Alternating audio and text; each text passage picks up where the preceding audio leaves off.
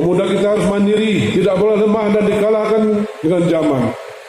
Walaupun tantangan semakin besar di era globalisasi, para pemuda harus mampu menyesuaikan diri, bukan malah larut, terpengaruh, dan terjajah dengan budaya asing.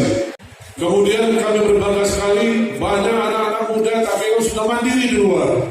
Seminar Nasional Character Building se-Provinsi Aceh tahun 2019 dengan resmi kami nyatakan dimulai.